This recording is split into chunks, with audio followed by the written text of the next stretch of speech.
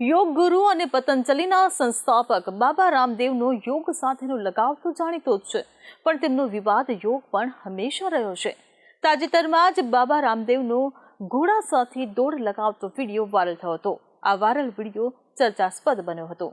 પણ અમેરિકન અબજપતિ અને ઇન્ફ્લુએન્સર તથા જીવનભર યુવાન રહેવામાં લાગેલા ઇન્ફ્લુએન્સર બ્રાયન જોન્સને બાબાના આ વિડીયો પર કરેલી ટિપ્પણી સોશિયલ મીડિયા પર વિવાદનો વિષય બની ગઈ છે.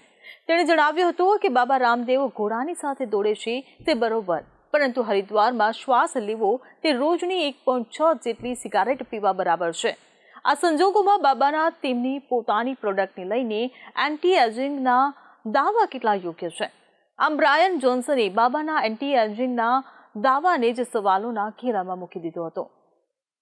બ્રાયન જોન્સને જણાવ્યું હતું કે હાલમાં હરિદ્વારની એર ક્વોલિટી અત્યંત ખરાબ છે. આ પ્રદૂષણને કારણે હૃદય રોગ અને ફેફસાના કેન્સરનું જોખમ વધી જાય છે. આ સંજોગોમાં કઈ એન્ટી એજિંગ પ્રોડક્ટ માનવ શરીર પર અસર કરે તે મને સમજાતું નથી. આમ તેમણે અહીં પતંજલિની પ્રોડક્ટને પણ વિવાદના ઘેરામાં મૂકી દીધી હતી. બાબા રામદેવની એન્ટી એજિંગ પ્રોડક્ટ સામે પણ તેમણે સવાલ ઉઠાવ્યા હતા. બ્રાયન જોન્સને તેનો પણ જવાબ મળ્યો હતો. તેમણે જણાવ્યું હતું કે બાબાના ફિટનેસના અને તેમની પ્રોડક્ટના દાવા અંગે સવાલ ઉઠાવવામાં આવ્યા પછી મને બાબાએ બ્લોક કરી દીધો છે. યોગગુરુના વિડીયોમાં બાબા રામદેવ ઘોડા સાથે દોડી રહ્યા હતા. આ વિડીયોમાં તેમણે જણાવ્યું હતું કે ઘોડાની જેમ ઝડપથી દોડવાની તાકાત, મજબૂતાઈ, ઇમ્યુનિટી, એન્ટી એજિંગ અને ઉર્જા જોઈએ તો પતંજલિની સ્વર્ણ શિલાજીત અને ઇમ્યુમોગ્રીટ ગોલ્ડ ખાઓ. ખરેખર તો આ બંને પ્રોડક્ટ પતંજલિની છે.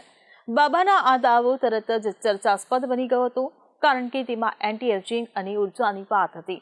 કેટલાકે વખાણ કર્યા હતા તો ઘણાએ ટીકા પણ કરી હતી કે આવું કંઈ હોતું હશે, પણ આ દાવો ચર્ચાસ્પદ જરૂર બન્યો હતો.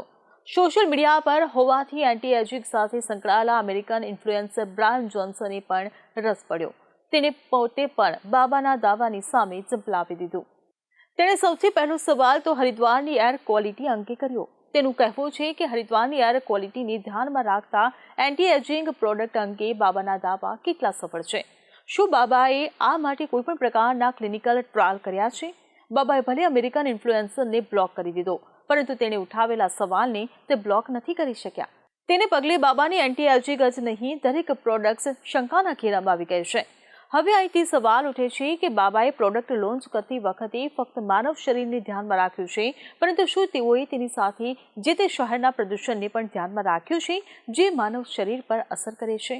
બાબા રામદેવના યોગને બધાએ સ્વીકાર્યો છે અને તેની હકારાત્મક અસરો પણ સ્વીકારી છે, પણ તેમની પ્રોડક્ટ્સ વિશે તેવું ન કહી શકાય. તેમની ઘણી પ્રોડક્ટ્સ અંગે શંકા ઉઠેલી છે અને તેનો મામલો સુપ્રીમ કોર્ટ સુધી ગયેલો છે. કેટલીક પ્રોડક્ટ લેબ ટેસ્ટમાં નિષ્ફળ પણ ગયેલી છે. તેથી હવે તેઓ જ્યારે આ રીતે વિડીયો શેર કરીને તેમની પ્રોડક્ટની જાહેરાત કરે છે ત્યારે તેમના સમર્થકોનો વર્ગ તેમની પ્રોડક્ટને લઈને ચોક્કસ ઉત્સાહ અનુભવે, પરંતુ તેની યથાર્થતા તો લેબ ટેસ્ટમાં પાસ થયા પછી જ જાણી શકાય. અહીં કોઈ પણ સેલિબ્રિટી હોય તેને કમસે કમ લોકોની કોઈ પણ પ્રોડક્ટને લઈને ભરમાવવાનો અધિકાર મળી જતો નથી. બાબાએ તેમની પ્રોડક્ટની સામે સવાલ ઉઠાવનારની પ્રોફાઇલ બંધ કરી દીધી, પરંતુ સોશિયલ મીડિયા પર તેમની પ્રોડક્ટને લઈને થયેલી ચર્ચાને તે કેવી રીતે બંધ કરી શકશે? તેઓ આ ચર્ચાને બ્લોક નહીં કરી શકે. બાબાએ તેમની પ્રોડક્ટની જાહેરાત તો કરી, પણ તેની સાથે તે જણાવ્યું નથી કે તેમની પ્રોડક્ટ લેબ ટેસ્ટમાં પાસ થઈ ચૂકી છે. તેના વગર તેમનો દાવો કેટલો સાચો હોય તે એક મોટો સવાલ છે. હવે જો તેમણે લેબ ટેસ્ટ વગર આ પ્રકારનો દાવો કર્યો હોય તો કહી શકાય કે શું ગમે તેવી હસ્તીની આ રીતે લોકોના આરોગ્ય સાથે છેડા કરવાનો અધિકાર છે ખરો? આ પ્રકારની દવાઓની કયા પ્રકારની અસરો થઈ શકે અને એન્ટી એજિંગ કઈ રીતે રોકી શકાય તેવી કોઈ પણ બાબતને લઈને બાબાએ ફોડ નથી પાડ્યો.